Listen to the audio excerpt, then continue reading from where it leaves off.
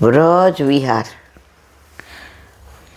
વ્રજ વિહાર પુસ્તક હાથમાં આવે એટલે એમ થાય હવે ક્યારે કાલે 4 વાગે ગાડીમાં બેસી જઈએ, ક્યારે વ્રજમાં પહોંચી જઈએ, યમુના પાન કરીએ, ગિરિરાજ બાવાને ચરણ સ્પર્શ કરીએ, વલ્લભને દંડવત કરીએ. આટલી બધી ઉત્સુકતા આપણને સ્વિટ્ઝરલેન્ડ પેરિસમાં ન હોય કે કાશ્મીરમાં ન હોય. અહીંયા વારંવાર જઈએ તો એમ થાય. ઘણાના ફોન આવે, એલાબેન બહુ ઠંડી છે, ઘરમાં વાત ન કરીએ ત્યાં બહુ ઠંડી છે, પણ આપણે એકબીજા વાત કરીએ ગરમ કપડાં વધુ લેવા પડશે. ઘરમાં કહીએ તો તરત કે મમ્મી આટલી બધી ઠંડી, તને તો કેટલી બધી તકલીફ છે, આખી જલાઈ જશે, આટલી તને કફ છે, નથી જવું.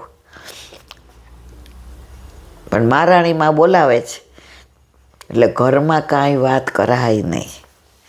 વ્રજ વાલો રે વૈકુંઠ નહીં આવું. તો અત્યારે આપણે ગિરિરાજ બાવાનું અનુસંધાન કરીએ છીએ. અન્નકૂટ આરોગ્ય પુલિંદીજીઓ એમના દ્વારા પૂર્ણ થયા. ગિરિરાજજી હરિદાસવર્ય છે. આજની તારીખમાં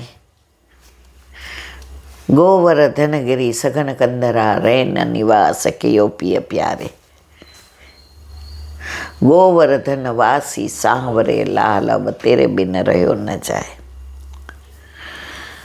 આ કીર્તન યાદ આવે. જો ગોવર્ધન વાસી સાવરે લાલ અબ તેરે બિન રહ્યો ન જાય. એ આન્યોરમાં તમે પાછળ બેસો, ગિરિરાજ બાવાના દર્શન કરો, ઓલા દહીંના કટોરા છે ત્યાં કીર્તન ગાયું તો ચત્રભુદાસજી. એટલે વ્રજમાં જાઓ ત્યારે એ સુધી લેવાય. રાધા કૃષ્ણ કુંડ ઉપર જાઓ એટલે ચત્રભુદાસ આ કીર્તન ગાયું હતું. ગોવર્ધનગિરી સઘન કંદરા રેન નિવાસ કિયો પિય પ્યારે. આ બધાનું અનુસંધાન મેં કહી દીધેલું છે એટલે વધુ વિવરણ નથી કરતી. હવે કે છે કે ગિરિરાજ બાવા કેટલા સ્વરૂપમાં તમને દર્શન આપે છે, એ વિધવિધ સ્વરૂપના દર્શનની અહીંયા વાત કરે છે. જો આજે પણ ગિરિરાજજીનો અપરાધ થતાં ખૂબ વરસાદ પડતા અનુભવાય છે. આપણને અનુભવ થાય છે. કોઈ સેજ બી ગિરિરાજજીની એક કણ બી લઈ ગયું હોય તો ગિરિરાજ બાવા સારસ્વત કલ્પના જ છે. એ જ હરિદાસવર્ય છે. જ્યાં કૃષ્ણ બલરામ ગાયો ચરાવવા આવતા, એમના ચરણારવિંદની છાપ આજે પણ છે. એ જ વનરાય. અત્યારે આપણે બધું સૂકું કેમ લાગે છે? આપણે સૂકા થઈ ગયા છે. આપણે જેવા હોય ને એવું જ થાય. ઘણે પિયર જાય ને તો કેવું પહેલાં જેવું નથી રહ્યું. હવે તમારા મનમાં સાસરું વસી ગયું છે ને એટલે પિયર પહેલાં જેવું નથી લાગતું. કારણ કે હવે ધીમે ધીમે તમે સાસરા, મારો રૂમ, મારું ઘર, મારા સાસુ, મારો વર, મારા છોકરાઓ, એટલે ત્યાં હવે એમ કહો પહેલાં જેવો પ્રેમ નથી. કારણ અહીંયા પ્રેમથી તૃપ્ત થઈને જાઓ છો તમે. તો ગિરિરાજ બાબા આજે પણ કંદરા છે એવી, આજે પણ એ જ હરિદાસવર્ય છે. પણ આપણું મન જુદું વિચારે છે. એવા ગિરિરાજ બાવા કેટલા સ્વરૂપો જુઓ. શ્રી ગિરિરાજજીના વિવિધ સ્વરૂપો સ્વેચ્છાથી પ્રકટ થાય છે. શ્વેત સર્પરૂપ. હમણાં 2-4 મહિના પહેલાં ખબર જ વિડીયો આવ્યો હતો. ગિરિરાજ બાવાને સવારે દૂધ ચડાવતા હતા તો સફેદ સર્પ એના પર આમ હરહર કરતો ગયો હતો. તો ગિરિરાજ બાવાએ સાક્ષાત દર્શન આપ્યા કે હું તો એ જ હરિદાસવર્ય છું. જ્યાં સહસ્ત્ર ભુજાએ ઠાકોરજીએ મારામાં બિરાજીને જ અન્નકૂટ આરોગ્ય હતા. પછી કે છે ગ્વાલરૂપ. આજની તારીખમાં ઘણાને, આપણા જેવાના હજી ન થાય, આપણા ચર્મ ચક્ષુ છે, દિવ્ય ચક્ષુય નથી, જ્ઞાન ચક્ષુય નથી અને પુષ્ટિ ચક્ષુય નથી. ઘણા વૈષ્ણવને થાય છે એવા દર્શન. તો ઉપર ઓલો ગોવાળીઓ ગાય ચરાવતો હોય એવા દર્શન થાય. તો ગિરિરાજ બાવાનું આ સ્વરૂપ છે. પછી કે સિંહ રૂપ. પેલા ગિરિરાજીમાં સિંહે હતા, હવે વસ્તી વધી ગઈ. પેલા ક્યાં આટલી વસ્તી હતી? 50-60 વર્ષ પહેલાં આટલી બધી વસ્તી નહોતી. અમે જાત અમને બરાબર યાદ છે કે આરતીમાંય તમે નિરાંતે દર્શન કરી શકો. અત્યારે તો આરતીના દર્શન એટલે તમને લોટરી લાગવા જેવું. એમાં મારા જેવા ઊભા ન રહી શકતા હોય તો વિચાર જ ન કરી શકે કે આરતીના દર્શન થાય. સિવાય કે વલ્લભની પાસે જઈએ તો વલ્લભ કાંઈક એવી લીલા કરે. ગઈ વખતે મારે એવું જ થયું કે આપણે ક્યાંથી આવ્યા, કામવનથી આવ્યા. હવે બધાય દોડ્યા. આપણે તો એક તો જાડા મુવા છીએ, શરીર ઓછું થતું જ નથી. ચંપલ ગાડી મૂકીને બધા દોડ્યા. હવે આપણે દોડ્યા. હવે એટલું બધું દોડાય ને જેટલું તમે બધા દોડો. બધા કે થઈ જશે, બેન રહેવા દો દોડોમાં. આપણે પ્રયત્નો કર્યા. હવે બે હાથને એવી તકલીફ, જો કોક ભીસી દે તો આ ત્યાં ખડી જાય. આપણે વલ્લભ પાસે ઊભા રહ્યા. ત્યાં ઓલો વોચમેન કે એક આંટો કરવો હોય તો અહીંયા મારી પાસે ઊભા રહી જાઓ, મારી જગ્યાએ જો. તો છેલ્લો આંટો જે કોઈ બિરાજતા હતા એ કરતા તેને દર્શન થયા. વલ્લભે મારા માટે વિચાર્યું. એટલે ડાયરેક્ટ આપણે કહીએ જ નહીં ગિરિરાજ બાવાને, વલ્લભ થકી પડે સર્વ સહેલું. બસ એક જ વસ્તુ, આશરો એક શ્રી વલ્લભાધીશ કો. તો શું કહે છે? સિંહ રૂપે. પછી કે ગાય રૂપ. ગાયના ઘણાય થાય છે, પણ ઓલી ગાય નહીં, જે ઓરિજિનલ ગાય છે. પછી શસ્ત્રધારી રૂપ, શસ્ત્ર લઈને ઊભા હોય એવા. પછી સ્થૂળ પર્વત રૂપ, જે અત્યારે આપણને બધાયના સ્થૂળ પર્વત રૂપના દર્શન થાય. બાકી ગાય ના થાય, ગોવાળિયાને થાય, પણ ગાય સાથે ગોવાળીઓ ચરાવતો એ ભાગ્ય જ થાય. એ જે જીવ એવા હોય એને થાય. પછી રત્નધાર તું જડિત, એવા દર્શન એ થાય છે ઘણા. કયા રાજા? મને લાગે વિદ્યાનગરના જ રાજા હતા, જ્યાં કનકાભિષેક થયો હતો. 99% એ જ, હવે નામમાં ભૂલ થાય છે. એને ત્યાં રોજ પુરોહિત ભાગવત વાંચવા આવે. એટલે ભાગવતમાં આવે કે ગિરિરાજી રત્નચરિત છે. રાજા રોજ ભાગવત સાંભળે, પછી ભોજન કરે. તો પુરોહિત કે આ બધા રાજા વાજાને વાંદરા, આ ગ્રંથોમાં લખ્યું એટલે માની લે કે રત્નચરિત છે. અને ગોવિંદ કુંડ છે એ દૂધથી ભરેલો છે. અમે તો કાંઈ આવું જોયું નથી. આ ગ્રંથો કહે તો રાજાની તો આંખમાં પાણી આવી જાય ને, એને વિરોધ થાય ને, એને વ્રજમાં જવાનું મન થાય. આમાં મન તો કાંઈ સાચું લાગતું નથી. હવે રાજા એને બોડી લેંગ્વેજ ઉપરથી સમજી ગયા કે આને આમાં સંશય થાય છે. એટલે એકવાર કીધું, પુરોહિતજી કામ કરશો? કે હા, હું તો રાજપુરોહિત છું, તમે જેમ કહો એમ કરો. એ કે વ્રજમાં જાશો?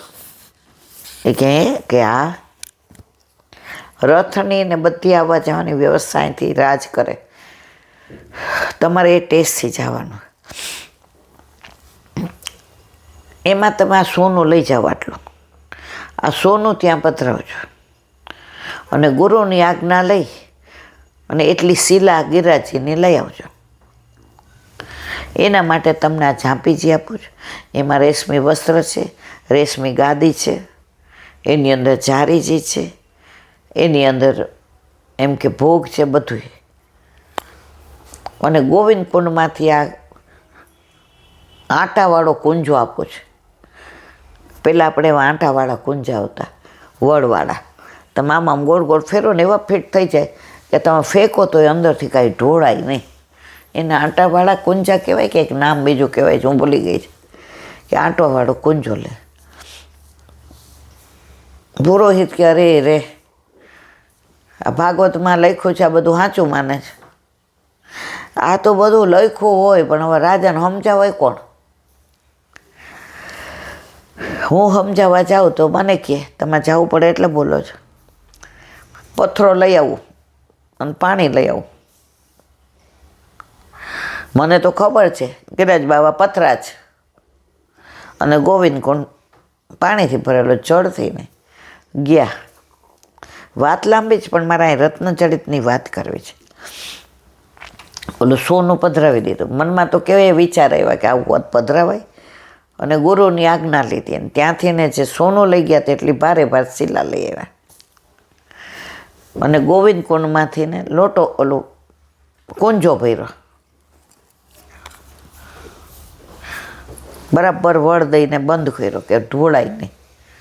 એને રેશમી કપૂર રાજાએ સમજાવ્યું હતું કે છોવાઈ ન જાય, રસ્તામાં તકલીફ ના પડે, એ અમારા ભગવાન છે, એને ગાદી ઉપર બેસાડજો, એ ખીલી ના જાય, એનું બરાબર ધ્યાન રાખજો, જાપીજી ગોદમાં રાખજો, આ લોટાને બરાબર સાચવજો, તમે સામે બેસજો. હા આવ્યા, પાદર આવ્યા એટલે કેવડાવ્યું કે હું આવી ગયો છું. સામૈયા કર્યા, ઢોલ ને ધમામા ને સેનાઈ ને ચારે બાજુ ગુલાબજળના છંટકાવ ને આસો પાલવ ને કોપલીના સ્તંભ ને ચારે બાજુ કળશ ભરાયા ને બધાએ રંગબેરંગી કપડાં ને આ હા હા ગિરાજ બાવા આવ્યા. ગોવિંદ કુંડ દૂધથી ભરેલા દર્શન થશે. રાજમાં પધરાવ્યા. પુરોહિત કે હા બુદ્ધિ વગરનો છે આ રાજા, આટલા નાટક કરે છે. આ પથરા માટે થઈ, એ ભલે લખ્યું હોય રત્નચરિત, મને તો લેતાય પથરો વાગ્યો હતો. અને આ પાણી આવું ગંદુ, આ રાજા કાચા કાનના જોઈ. ભાગવતમાં લખ્યું એ બધું સાચું હોય. રાજાએ તો બધી વિધિ કરી રાખી હતી. એ રાજપુરોહિત સિવાય બીજા કેટલાય પુરોહિતને બોલાવ્યા અને કે તમે પુરુષોત્તમ સૂક્ત ને બધું બોલો. પછી કે જેવો હું ઝાંપીજી ખોલું એટલે આ બધા પ્રકાશ દૂર કરી દેજો. પહેલાં તો પેટ્રોમેક્સ ને એવું હતું, ક્યાં આવી લાઇટ હતી, બધું તમે બંધ કરી દેજો. આનો પ્રકાશ એટલો હશે ગિરાજ બાવાનો સહન નહીં થાય. એ રત્નચડી છે, એ સાચા રત્ન છે. પુરોહિત કે બાપા બુદ્ધિને પ્રદર્શન કર્યું આને. જેવું બોલ્યું ગિરિરાજ મહારાજ કી જે, ચાપીજી ખોલ્યા, લાઇટો બધી બંધ. જે પ્રકાશ છો રત્નચડિત ગિરિરાજજીનો, ચારે બાજુ ચકાચોંદ થઈ ગયા, બધાની આંખો બંધ થઈ ગઈ. પ્રકાશ પ્રકાશ પ્રકાશ. બધાએ ગિરિરાજ મહારાજ કી છે, ગિરિરાજ મહારાજ કી છે. અને પછી ઓલો કુંજો ખોલ્યો આટાનો, તો દૂધની જે સુગંધ આવી, જે સુગંધ આવી, જે ગોવિંદા અભિષેક વખતે ઇન્દ્રએ જે સુરભી ગાયના કે કામધેનુ ગાયથી જે અભિષેક કર્યો હતો, અહીંને ઐરાવત હાથીની સૂંઢમાં છે સમુદ્ર મંથન વખતે આકાશી ગંગાનું જળ નીકળ્યું હતું, એ સૂંઢમાં ભરાવેલું હતું, એનાથી અભિષેક કર્યો. એ દૂધ સુગંધ સુગંધ સુગંધ. પાછું બંધ કરી દીધું. ગિરિરાજ બાવાનો દૂધથી અભિષેક કર્યો, ભોગ ધરાવ્યો, શ્રમ ભોગ ધરાવ્યો. પાછા ઝાંપીજી કર્યા, કુંજો ભર્યો. પુરોહિત સાત દંડવત પ્રણામ કર્યા ગિરિરાજ બાવાને. દૂધથી ભરેલા ગોવિંદ કુંડના જળને, જે જળ નહોતું. ત્યાં રાજાએ પૂછ્યું, પુરોહિતજી આ બધું પાછું એમને પધરાઈ આવો. હું કેવો નસીબદાર, જો મને સિલેક્ટ ન કર્યો હોત તો મને ત્યાં સ્પર્શ થાત, એનું મને પાન થાત, એને હું અડકી શકત. મારો તો જન્મારો સફળ થઈ ગયો. અને પાછા જેવા આવ્યા હતા એવા પૂજન થઈ ગયું. ગિરિરાજજીનું પૂજન હોય. અને ઓલું દૂધ લઈ અને પાછા વ્રજમાં ગયા અને જ્યાંથી લાવ્યા હતા ત્યાં જ પધરાવી દીધું. અને દૂધ પણ જ્યાંથી લાવ્યા હતા ત્યાં જ પધરાવી દીધું. આ કોઈ કપોળ કલ્પિત વાર્તા નથી. સત્ય હકીકત છે. તો અહીંયા આવ્યું રત્ન. આ બધાની વાર્તાઓ છે, પણ આ બધાનું લગભગ મેં અનુસંધાન કહેલું છે. એટલે રત્નજટિત રૂપ સડ ઋતુ મંડિત લીલા સ્થળે. ખટ ઋતુ ત્યાં ગિરાજીમાં આજે છે, હેમંતે છે. એટલે તમે જો વ્રજમાં લીલી પરિક્રમામાં જાઓ ને, 6 ઋતુનો અનુભવ તમને થાય. એવી ઠંડી પડે ને ગાત્રો થઈ જાય. ભાદરવો મહિનો એટલે એવી ગરમી પડે, તમને એમ થાય પાલ મૂકીને વયા જાય, હાલો ક્યાંય નહીં, જતીપુરામાં એસીમાં રહેશો. ના બાપા, અહીંયા નથી રહેવું, રોજ આવજા કરશો. અને વરસાદ એવો પડે, તમારે સામાન તરવા માંડે, તમારે પાલ ઉડી જાય, તમે રહી ન શકો, ચારે બાજુ જળ જળ થઈ જાય. તો આજની તારીખમાં પણ ખટોટોનો અનુભવ થાય છે. ભગવત રૂપ, હરિદાસવર્ય રૂપ, જ્યાં